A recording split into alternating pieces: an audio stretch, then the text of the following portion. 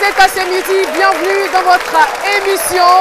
C'est une belle ambiance et c'est dans cette belle ambiance que nous allons démarrer. Et bien évidemment, je regarde cette caméra et je regarde bien sûr les téléspectateurs. Sachez que nous sommes toujours debout. Vous êtes sur la chaîne nationale ivoirienne et on est ensemble parce que c'est midi, c'est maintenant.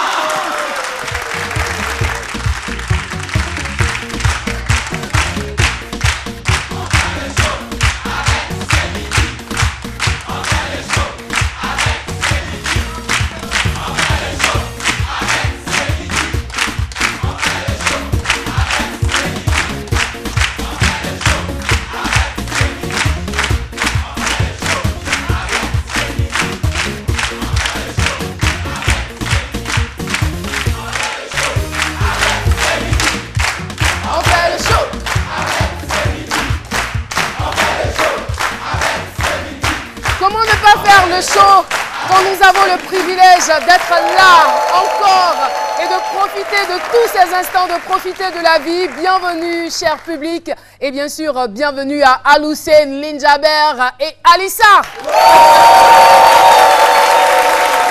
Alors, Aloussène, très serein. De quoi allons-nous parler aujourd'hui dans ta chronique, Monsieur Invention? Aujourd'hui, Monsieur Invention a une très belle trouvaille qui fera le bonheur de tous les amoureux des chiffres. Un jeu de société basé sur les mathématiques. C'est pour tout à l'heure. Très intéressant. Restez connectés. Alors, on ne zappe pas, on ne change pas de chaîne, on reste sur RTI 1, la chaîne qui rassemble. Et on parle aussi de beauté avec Linjaber. Oui, Caroline, alors moi, avant tout propos, j'aimerais réitérer encore mes condoléances à toutes les familles des victimes. Tout à fait. Et puis dire que découragement n'est pas ivoirien, ah, ça, mais tu l'as dit, enjaillement hein. est ivoirien. Ça, tu l'as dit. Tu te souviens de la chanson de Gadi Sely? Jamais de la vie, découragement n'est pas ivoirien. Ah. Découragement n'est pas ivoirien, j'adore cette phrase, effectivement. Et puis, on parlera aussi affairage. Y a-t-il des affairés dans cette salle? Ah bon? Vous aimez les affairages? Vous vous nourrissez d'affairage? Oui. Il y a plus d'hommes que de femmes qui c'est vrai en plus. Maintenant les hommes aiment les affairages. Pourtant on disait que c'était les femmes qui étaient les plus affairées, mais là vous nous avez démontré le contraire. Alissa Zena, aujourd'hui, à l'ordre du jour. Eh bien aujourd'hui on va parler de bébé, de mariage et encore de bébé. Donc restez scotchés parce qu'il y aura une pluie de bébés tout à l'heure. Waouh, pluie de bébés dans cette émission. Et bien sûr, ça ne se fera pas sans humour. Dr Philo est avec nous. Vous avez vu le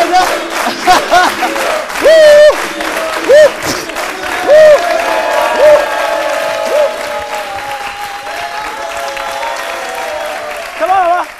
Ouais, mais non, je viens de Bassam. 40 km en train de courir, soutien à la population de Bassam. Moi, c'est ma manière en tout cas. Voilà, chacun soutient Bassam de sa manière. Moi, j'ai couru de Bassam. Matin, là, je viens d'arriver comme ça. Vous ne croyez pas bien. Voilà. Merci, ça va? Voilà. C'est pas encore fini. Je vais à la cuisine. Bah, effectivement, il vient de Bassam à pied. Franchement, moi, je ne pourrais pas le confirmer. Hein. Ça vient de Philo. Philo vient de Bassam. Je prends la chose comme ça. Et puis, tu vas rester à la cuisine. Okay, c'est lui qui fait la cuisine aujourd'hui avec fantastique. Chef Nguessan. Ben, on vous retrouve tout de suite.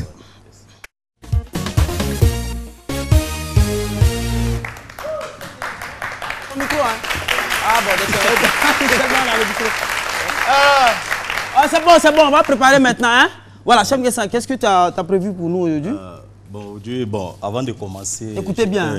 J'aimerais dire au moins bien de choses à la population de Bassam pour dire que nous sommes tous de cœur avec eux quand on compatit à leur douleur. Que l'Ivoirien, c'est ce qui fait la force de l'Ivoirien. Quelles que soient les difficultés, on ressurgit avec la force qu'il faut et puis bon, on va de l'avant. C'est bien dit. Il n'y a pas que la cuisine dans la vie. Pour commencer ma chronique, aujourd'hui je vais proposer un plat, c'est du saumon à la provençale. Ouais, l'accompagnement, c'est du riz. Saumon à la provençale. C'est dans les provinces qu'on mange ça ou bien c'est pas le plus souvent, le plus souvent les produits de province. Les ingrédients pour les ingrédients, il nous faut 2 kg de saumon. Il nous faut 100 g de farine. 6 cuillerées à soupe d'huile d'olive. De la tomate concassée, 400 g de tomates concassées. 2 gros oignons émincés. Une échalote émincée. Il nous faut du poivron, des carottes, des olives noires, du sel, du poivre. Qu'est-ce qu'il fait? Il profite pour manger en même temps. Ces carottes là. Oui. Du sel, du poivre, et puis des épices, du safran et du clou de girofle. Ah, donc c'est tout ça là même qu'on prend même pour faire saumon là en fait. Il faut rappeler que le saumon c'est poisson hein. Ouais, c'est du poisson. Ouais, c'est du poisson. Vous pensez que c'est un truc en brousse, non, c'est poisson. Mais c'est du poisson déjà bien nettoyé, bien assaisonné. Et puis bon, je continue par rapport. Les ingrédients, c'est pas encore fini. Les ingrédients, c'est pas encore fini. Il faut une cuillerée à soupe de moutarde. Et nous de l'eau évidemment, de l'eau ou du vin blanc, au moins 50 centilitres d'eau ou du vin blanc. L'eau est mieux. Maintenant, comment la préparation se fait comment maintenant?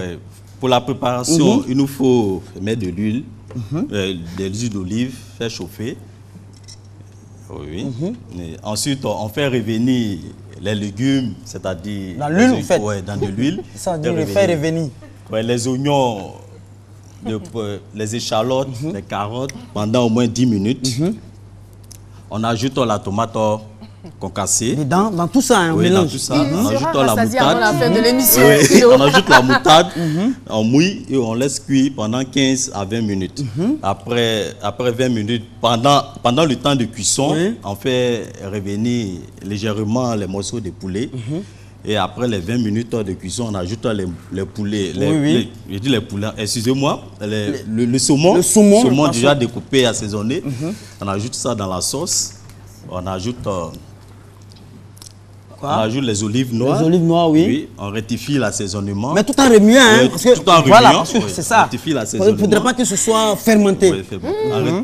On rectifie l'assaisonnement, on couvre et on laisse cuire pendant combien de minutes? Pendant 10 minutes. 10 minutes. Mais ça cuit vite. Oui, c'est du poisson. C'est qu'on va manger avant la fin de l'émission. Non, en temps normal, en moins de 45 minutes, en moins de 45 minutes, votre plat est déjà prêt. Ok, donc on fait revenir tout ça et puis après on fait répartir sur le plateau pour manger. Sur le plateau. Ok, à tout à l'heure, chef Lazare. Pardon, chef Lazare. Tellement il est rassasié. Merci. Il perd la tête. Comment t'es fait là? Ok, merci. Merci beaucoup, docteur Philo. Je voudrais qu'on applaudisse encore très fort Philo. Mais ça va, tu as très bien mangé. Ouais, super. Ouais, souvent, les carottes là, souvent quand c'est cru comme ça là, c'est bien. Ça réconcasse et ça fait revenir la force. Voilà, c'est très important. Merci. Merci. Et on a bien entendu les mots d'encouragement de Lynn Jaber et bien sûr de Chef Nguessan. Il faut dire que les souvenirs sont encore vivaces dans nos esprits parce que le dimanche 13 dernier, la ville touristique de la station balnéaire ivoirienne a été malheureusement attaquée par des terroristes faisant état d'une vingtaine de morts. Et encore une fois, Yako à la Côte d'Ivoire, comme on le dit, on reste debout. Et parmi ces personnes disparues, il y a eu des rescapés. Nous avons la chance d'avoir aujourd'hui un témoignage. Dans quelques instants, nous le recevrons. Et le thème du jour, attentat de Grand Bassam, j'ai vu arriver la mort. Le thème est tout de suite décortiqué par Dr Philo. A tout de suite.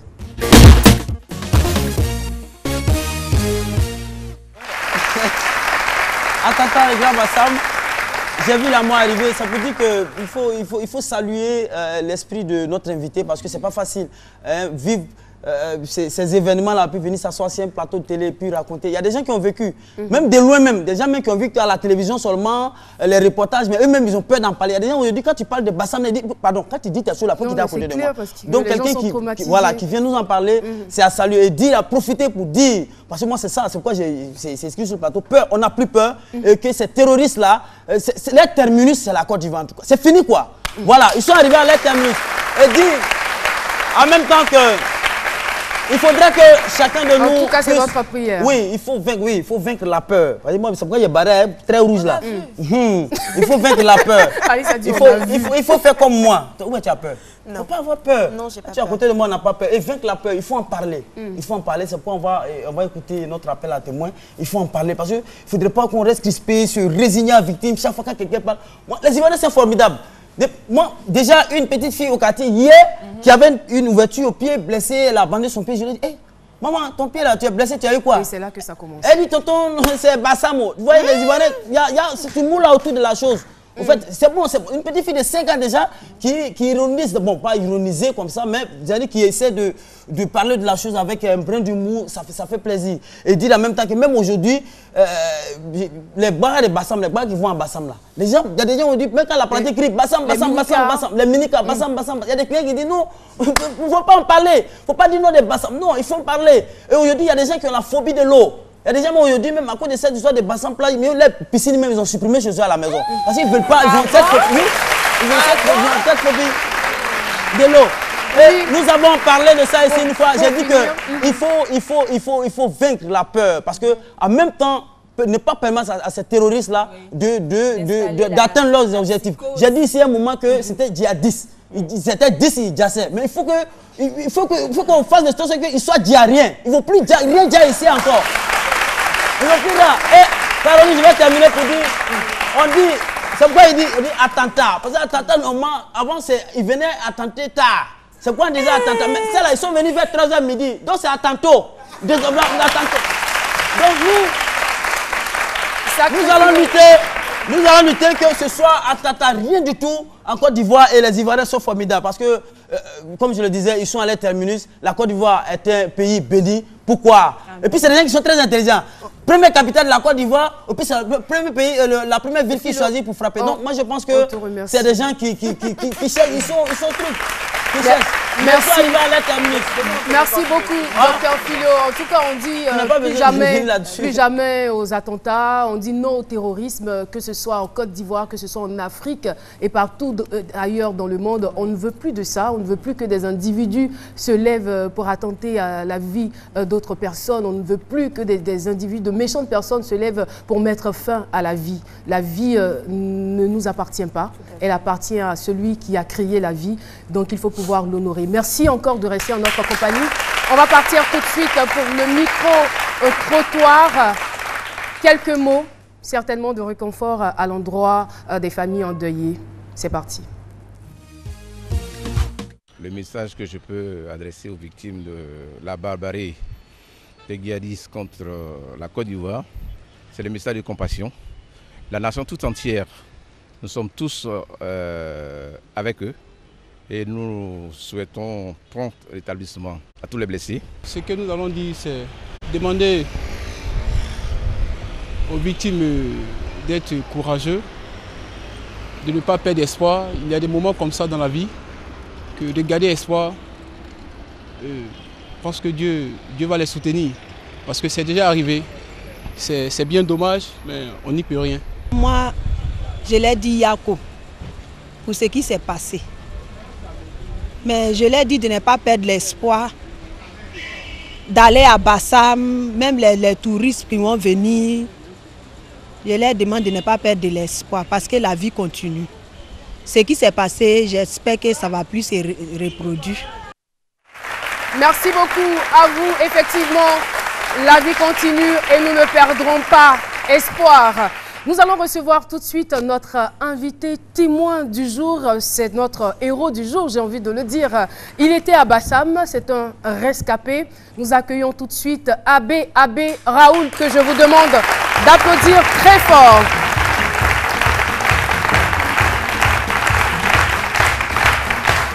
Abbé Raoul, il est âgé seulement de 21 ans. Bonjour. Bonjour Caroline. Vous allez bien? Oui, ça va. Tout va bien, hein? Oui, tout va bien. Ça va? Oui, ça va. Enfin, je vous pose la question, je vous repose la même question parce que ce n'est pas évident, mais vous avez fait preuve de courage en venant sur ce plateau, en venant rendre témoignage parce que les événements sont encore récents. C'était seulement le 13 décembre dernier et vous étiez à Bassam. Oui. Alors, vous allez nous expliquer ce que vous y faisiez Et comment les choses sont arrivées? À quel moment vous vous êtes rendu compte qu'il y avait un danger? Merci Caroline. Pour commencer, je veux d'abord saluer le public et saluer aussi le plateau. Merci. Bon, et moi, saluer aussi une dame que je ne connais pas, mais grâce à elle, au moins, je suis sur le plateau. Fatim Diara. Et moi, la salue. Mais pour commencer, bon, c'est le dimanche, le 13 mars. Bon, je travaille au restaurant La Nouvelle Payotte à Grand Bassam. Bon, c'est ce jour-là que bon, les terroristes sont débarqués. Bon, sinon, vous êtes étudiant. Hein? Vous êtes étudiant, mais les week-ends, vous allez travailler à la Payotte. Tout à fait. C'est bien ça. Bon, c'est aux environs de midi 30, 13 heures par là. Bon, quand on a entendu le premier coup de feu, j'étais un peu éloigné vers le restaurant L'Étoile du Sud. Bon, en ce sens-là, bon, il y avait des tirs. Bon, il y a certaines personnes qui nous avaient informé que c'était un braquage au début. Bon, on est resté sur place. Bon, et puis les coups de fusil se rapprochaient de plus en plus vers nous. Les bruits étaient de plus en plus lourds, de plus en plus forts. Oui, c'est bien ça. Les coups de fusil se rapprochaient vers nous. Bon, il y a d'autres personnes qui disaient, bon, sauvez-vous. Sauvez-vous, cachez-vous, faites passer les clients.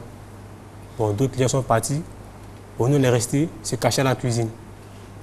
Bon, se cacher à la cuisine, bon, ça tirait de partout. Bon, ils sont arrivés sur la terrasse du restaurant La Payotte. Bon, ils ont commencé à tirer. Mais vous étiez convaincu que c'était un braquage? Bon, non. À ce instant-là, pas non. Mais non.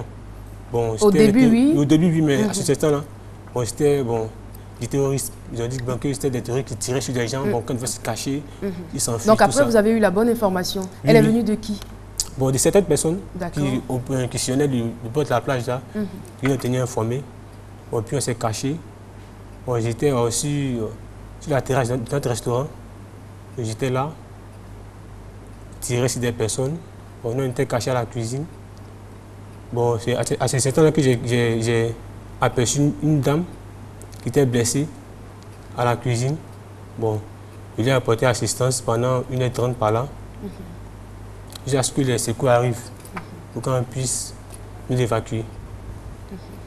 Bon, c'est cette dame-là que j'ai aidée. Alors, moi je veux savoir, c'est-à-dire que vous courez, vous entendez des coups de fusil, des coups de feu, donc vous courez, vous cherchez à vous réfugier quelque part. C'est bien cela. Vous étiez au nombre de combien dans cette cuisine? Bon, j'étais avec 5 de mes collègues à la cuisine. Bon, il y avait d'autres, mais bon, ils étaient un peu éloignés. Ils étaient cachés sous des tables, tout ça, sous les fous même. Ils étaient cachés là-bas, pendant que ça tirait. Bon, il y a un ami, de nom de Vincent, qui m'a aidé à secourir la dame. Donc, on va arriver à ce niveau. Déjà, on souhaiterait que vous puissiez nous décrire un peu, c'est-à-dire l'ambiance. Certes, elle était vraiment mauvaise et horrible, mais c'était comment? Parce que vous avez commencé par nous dire que les bruits étaient un peu lointains. Après, ils ont commencé à être beaucoup plus présents, plus rapprochés. Donc, à ce niveau-là, est-ce qu'ils étaient, vous aviez la confirmation qu'ils étaient dans le restaurant? Oui, ça tirait. Bon, le bruit n'était pas loin. C'était juste derrière la clôture, de là où on était. D'accord. De là où on était, bon, ça tirait. Bon, il y avait même des armes lourdes. Bon, je ne sais pas si c'était les grenades ou quoi, mais bon, ça faisait les bruits étaient vraiment assourdissants. Oui, c'est bien ça. Ça tirait. Bon, nous, on s'est cachés en bas des tables. Et est-ce que vous entendiez des personnes crier? Oui, effectivement. D'autres criaient. Bon, des femmes priaient. Bon, d'autres criaient, tout ça. C'était vraiment horrible. Et vous, puisque vous dites que vous avez vu arriver la mort, à quel moment vous avez senti cette peur et à quel moment vous vous êtes dit, franchement, je sais que c'est terminé pour moi? Bon, c'est là où il y a un qui a tapé la porte de la cuisine. Il a essayé de défoncer la porte. Bon, là, à ce instant-là, bon, tout le monde s'est tué. Il y avait du silence. Bon, puis ils ont tiré à côté de la porte. Il n'a pas essayé de défoncer la porte? Si, il a essayé à coup de pied. Une fois, 2 fois. Bon, comme il n'y avait pas de bruit, il a tiré à côté de la porte. Bon, comme il n'y avait pas de... Après, et ça n'a touché personne? Non, personne. Il a tiré juste sur le mur. Puis après, il s'est retourné, aller fouiller dans les maisons inachevées.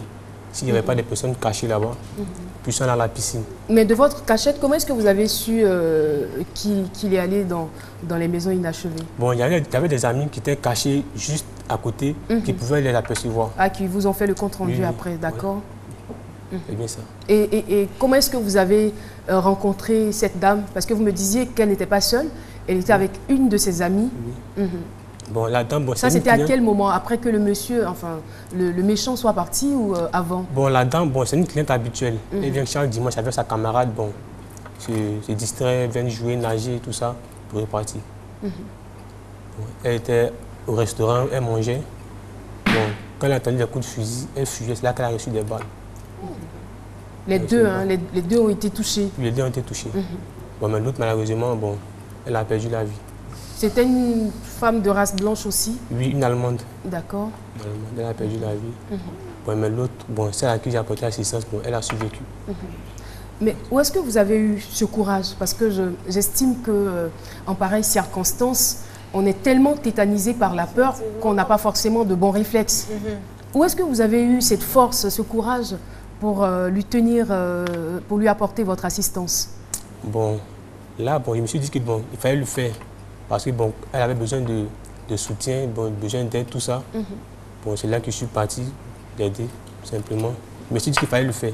Elle avait été touchée à quelle partie? Bon, à la mâchoire, et puis une balle à l'épaule, puis sur son côté. Elle a reçu plusieurs balles? Et plusieurs balles. Une à la mâchoire, à l'épaule, puis sur son côté là. Donc, sur la photo, on vous voit la tenir. Il y a certainement une explication. Ce n'était pas juste pour les besoins de la photo. Il y a une explication. Oui, bon, en fait, elle avait du mal à respirer, puis bon, elle avait mal aux colonnes vertébrales. Donc, je me suis mis dans une position où elle peut respirer facilement. C'est là que je l'ai tenue avec mon bras gauche pour qu'elle puisse respirer facilement. Et puis aussi, vu qu'elle était touchée au niveau de la mâchoire, elle saignait abondamment. Et il fallait éviter aussi que le sang remonte. C'était ça, non? C'était bien ça. Bon, il y a un ami, Vincent, qui m'a remis le chiffon pour qu'il puisse caler, pour que le sang évite de trop, qu'elle puisse trop perdre le sang.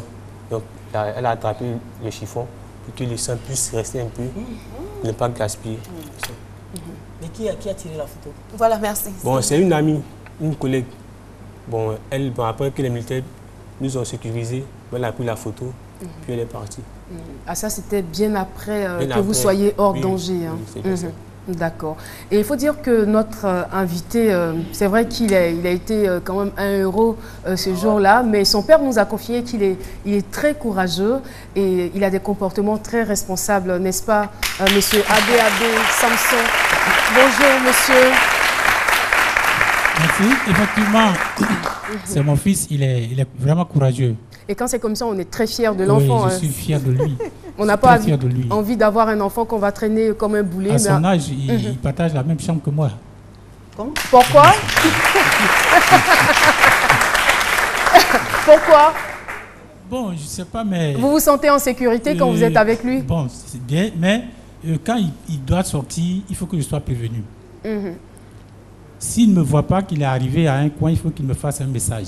Il dit, ah papa, je suis dans tel coin. Et ce jour-là, comment ça s'est passé? Parce que vous n'étiez pas forcément à Bassam avec lui. Donc vous apprenez certainement sur les réseaux sociaux ou peut-être à la télévision qu'il y a quelque chose qui se passe à Bassam. Qu'est-ce que vous faites? Comme je le disais tantôt, quand il me dit que je sors, je lui donne ma bénédiction. Mais ce jour-là, j'étais au village, à quelques 130 km de Bassam. D'accord. Et c'est une cousine qui m'a appelé de Bouaflé. Elle me dit, ah papa, Bassam a été attaqué. J'ai dit, mais je ne suis pas à Bassam, je suis au village. Donc tout de suite, ma première réaction, c'est de l'appeler. Je l'appelle, son téléphone ne sonne pas. J'appelle son grand frère. Là, vous avez eu très peur. J'appelle son grand frère, il me dit, ah papa, Raoul est coincé. Bassam a été attaqué, il est dans son coin là-bas et vraiment, on n'a pas de ses nouvelles. Donc, vraiment, je priais et il y a une voiture qui passait, je l'ai arrêté, dit, bon, tu m'envoies à Bassam tout de suite. Donc, c'est en cours de route que j'ai appelé vers Anyama, j'ai appelé, il dit, Raoul. Quand ça a sonné, j'ai dit, Raoul. Et puis il dit, papa, pardon, ne m'appelle plus. Et puis il a raccroché. Et là, ça vous a rassuré? Ça m'a rassuré parce qu'il est en vie. Vous voyez. Donc j'ai continué, je suis venu. C'est à quelques Quand je suis arrivé à Abidjan, j'ai appelé un ami, il dit, bon, va à l'hôpital voir. Tu demandes à voir Raoul, Abé Raoul. Il dit, mais qu'est-ce qui se passe? Il dit, bon, va. Il est parti, effectivement, il a demandé, et on lui a donné la liste de tous les blessés. Et ensuite, la liste de tous ceux qui sont morts. Il n'a pas vu Raoul. Il m'a appelé. Il dit, bon, va à la maison. Va voir la maison. Effectivement, il arrive à la maison, il m'appelle, il dit, ah, Raoul est à la maison. J'ai dit, bravo, je savais. En tout cas, c'est une grâce. Et je suis sûre que Raoul en est conscient. C'est un privilège pour toi d'être encore là, d'être en vie. Je remercie Dieu d'abord pour sa grâce. Je remercie aussi tous ceux qui me soutiennent de près ou de loin. Je suis vraiment content. Bon, je ne suis pas blessé. Ça va. D'accord. Oui, Lynn? Aujourd'hui, c'est tous les Ivoiriens qui sont touchés parce que la Côte d'Ivoire a été attaquée. Mais pour vous qui avez été sur les lieux, qui avez vécu vraiment cette attaque, quel est votre sentiment aujourd'hui? Bon, mes sentiments, bon, je crois que tous ceux qui ont été blessés ont été au mauvais endroit, au mauvais moment. Bon, j'aimerais que le Seigneur les fortifie pour qu'ils puissent en sortir, quoi. Vous n'avez pas de haine? Bon, en quelque sorte, un peu, oui. Mais les images, je veux dire, en ce moment, après la nuit du 13, qu'est devenue votre vie? Bon, je n'arrivais pas à dormir. Bon, je pensais qu'à ça. Bon, blessé, la dame que j'ai aidée, tout ça, ça me remontait à la tête. Je pensais qu'à ça. Bon. C'était ça. Et aujourd'hui, ça va mieux ou ça continue? Bon, ça continue toujours, mais bon, j'essaie de surpasser, j'essaie d'oublier un peu. Bon. En faisant quoi concrètement? Qu'est-ce que vous faites pour oublier? Je suis avec mes amis, on va jouer au foot. Bon, je suis sur mon ordinateur et tout ça. Fait passer le temps, quoi. Vous avez régulier le service? Oui, enfin, le dimanche, je suis parti, je suis allé travailler. Bon, c'était pas comme avant, mais bon, j'essaie de faire mon mieux, quoi, oublier. Quand vous dites que c'était pas comme avant, c'était dans quel état d'esprit? Bon, en fait, il y avait comme un sentiment, comme je n'étais pas en sécurité. Il y avait un peu peur, bon, à ressasser un peu ce qui s'est passé, tout ça. Bon, comme il y avait les policiers, il y avait les militaires un peu partout. Donc ça me met un peu en sécurité, quoi. Vous avez un peu plus d'assurance? Un peu plus d'assurance. Mais est-ce que vous ne sentez pas la peur dans le regard même des clients aussi? Oui, effectivement. Ils viennent quand même? Ils viennent quand même, mais bon, pour juste 1 heure, 2 heures, puis ils repartent. D'autres ils viennent juste pour voir un peu le restaurant, bon, savoir un peu les informations. Ah d'accord.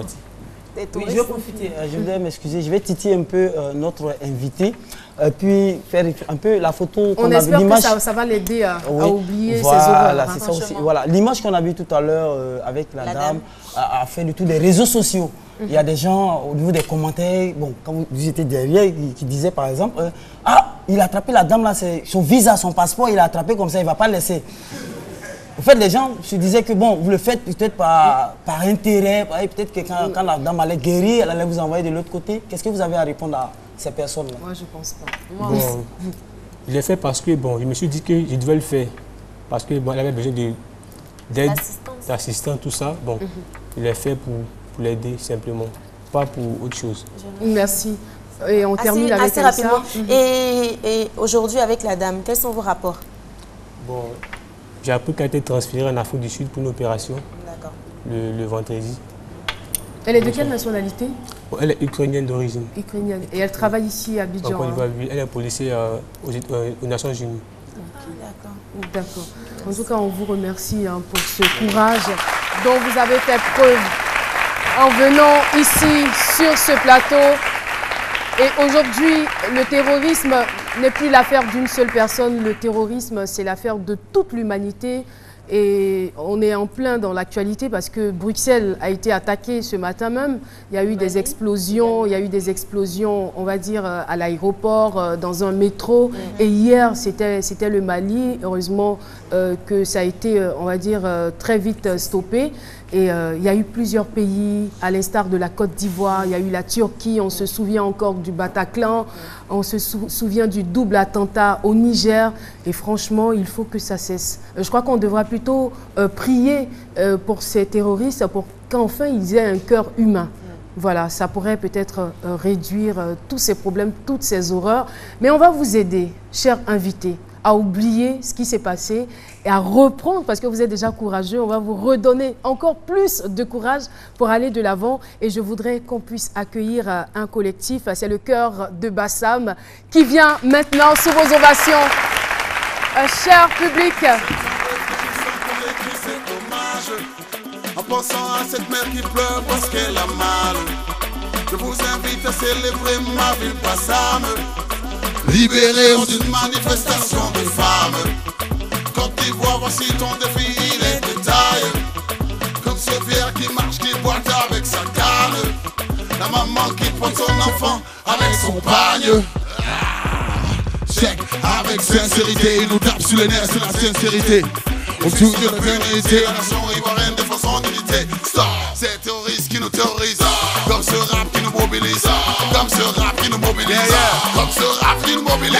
Non pas au nom de ma religion, non, non. Au nom de quel Dieu tu fais couler mon sang.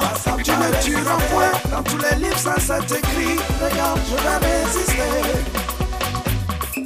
Bassam va résister.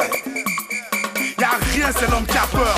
Rien à foutre de leur terreur. Si c'est la guerre, nous on sont vainqueurs. Tu sors ton âme, je te donne une fleur. 13h quand je sois un SMS, que ma nation est en détresse. Comme Bassam, terroriste attaque, je me penche le son et je tire dans la foule. Laisse tomber la haine, je sais que t'es en boule. Billy ton poulet ambiant, je mixe, tu danses. La foule est en transe, en Afrique, on dépense. Pose ton cœur sur le mien, ton âme sur mon âme. Chaud comme le sable de Bassam, même si ça rafale, on est au calme. Ivoirien n'aime pas Paname, on veut s'enjailler à Bassam. Pistolet, explosion, bombe, foufou là, nous on n'aime pas ça. J'ai une pensée pour toutes ces victimes qui ont eu le malheur de se retrouver au mauvais endroit, au mauvais moment. Hey, j'ai tout comment mon déjà, mais si c'est Katanga, si Bassam, nous les nous ce n'est tous ensemble. Bassam, quelle que soit la lourdeur de ces flammes. Où est un cœur écrit, peine et peur. Allumer les bougies de nos cœurs, que la flamme de l'amour embrase nos vies. Vive la Côte d'Ivoire. Que le vent oublie ses souffrances et puis s'enjaille.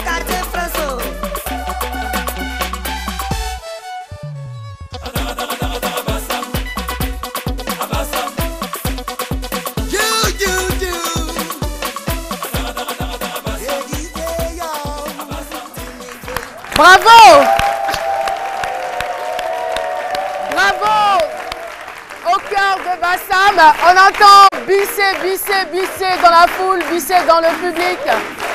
Bravo!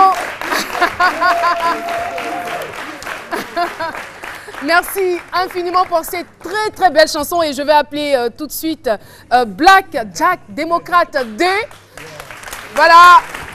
On le connaît bien, figure emblématique du rap. C'est l'un des pionniers du rap français. C'est une fierté et c'est un Ivoirien. Voilà, pour ceux qui ne savent pas, il s'appelle Soumaoro à l'état civil. Soumaoro Hassan, bonjour. Bonjour. Vous allez bien? Très très bien. Bonjour Kadjim bonjour. Et bonjour à tout le collectif Chœur Bassam. À tout le monde. Anache aussi. Merci beaucoup. C'est vraiment ingénieux et moi je suis très étonnée de cette spontanéité parce que les événements sont récents et tout de suite on a là sur la scène, sur la place, un morceau qui rend hommage aux victimes de Bassam. Oh oui, c'était important pour nous parce que ça s'est fait voilà, dans l'instant en tant que tel, puisque je devais partir le même jour, dimanche le 13, et puis ça s'est passé à 13h, donc évidemment j'ai appelé tout le collectif. Donc vous avez décidé de rester à Abidjan. Voilà, de rester à Abidjan et puis honorer cette... Alors Kadjim, par rapport à Bassam, mais avant d'arriver à Kadjim, parce que je veux dire que vous étiez quand même touché de très près, puisque vous me confiez que vous devez être normalement à Bassam ce jour-là. Oui. Je devais aller à Bassam, on m'avait invité à Bassam, sauf que j'ai changé à la dernière minute, j'ai décidé d'aller voir la famille. Parce que je voulais aller voir ma famille à Djamé, et parce que par rapport à un deuil, et donc il fallait faire un choix, et j'ai choisi un deuil pour D'accord, pour merci notre beaucoup. deuil. Merci. Et Kadjim, je veux dire le message fort qui se dégage dans cette chanson. Pour nous, il est important de dire aux gens que la vie est plus forte que la mort et qu'au-delà de tout, on reste unis et forts face à l'adversité. Je pense que les Ivoiriens ont déjà vu des choses graves et on réussira à passer ce cap-là encore en restant forts et unis. Voilà, et surtout soudés. Exactement. Il faut qu'on reste soudés pour ne pas que l'adversaire puisse entrer au milieu de nous, qu'on reste soudés et qu'on puisse dégager et manifester beaucoup d'amour entre nous dans ce pays. Il y a Nash qui est là aussi, qui est venu. La go cracra du Djassa. Voilà. C'est comment? On a perdu des êtres chers dans cet attentat et puis c'est Dieu qui nous a protégés, nous autres. Qu'est-ce qu'on peut faire, c'est prier pour ces personnes et puis apporter notre soutien à travers la musique que nous savons faire et que Dieu protège la Côte d'Ivoire et que l'âme de ces personnes repose en paix. Nous sommes de cœur avec toi, Bassam. On est ensemble. Merci beaucoup. Merci à vous, Jack Démocrate Day. Merci d'être venu. Merci à tous. J'aimerais bien qu'ils puissent tous se présenter parce que c'est important. Mais malheureusement, le temps. Juste vite fait, les gars. Malheureusement. Collectif, pro-opin-lectif. Voilà. Alors, on va applaudir très fort pour eux. Merci et félicitations. En d'autres circonstances, on le fera. Merci beaucoup. Et merci de faire la fierté de la musique. Je tenais à dire que sans Mediapolis et Jonas et sa structure Success Paradise, ça n'aurait pas été fait. Vous passez à la direction commerciale. Merci. Merci en tout cas pour cette très belle chanson. Voilà, 24. Et voilà, nous exprimons notre profonde compassion à toutes les familles endeuillées et prompt rétablissement aux blessés. Merci beaucoup à BAB Raoul d'être venu. Je suis sûre que vous avez aimé cette chanson. Pour parler comme les jeunes, vous avez kiffé, non? Absolument. N'est-ce pas? Merci infiniment. C'est donc la fin de cette première partie. On part pour la pub. À tout de suite.